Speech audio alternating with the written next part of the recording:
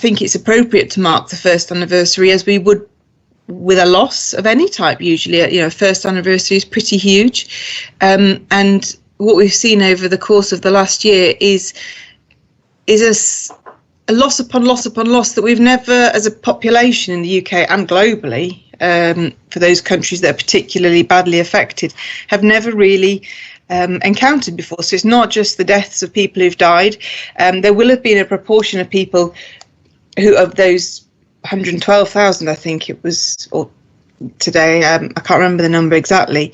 There will be a proportion of those people who would have died in the last year anyway, but there will also, because of their age or their comorbidities, but there will be a proportion of those people who've died before their time because of COVID, and not necessarily because of coronavirus, but because of the impact of lockdown and access to healthcare, which will have had a very big knock-on and domino effect for people who are experiencing different conditions and issues and illnesses. So there's the loss of people, but there's also the loss of liberty, of choice, of agency, of us being able to live the lives that they want to lead.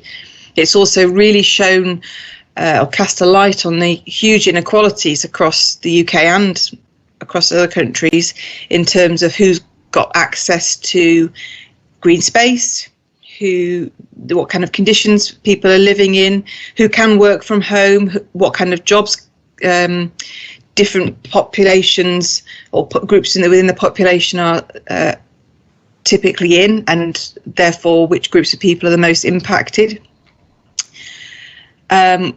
Which groups of people have come out of this relatively unscathed, even financially better off. So coronavirus and the impact of the pandemic is enormous, and the ramifications are going to be felt for years, not least in terms of actually financing the measures that are being put in place.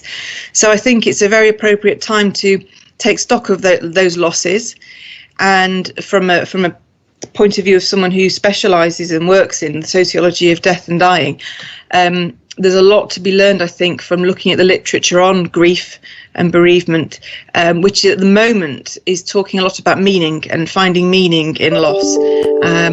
And I think that's something that we could really be looking towards in the future is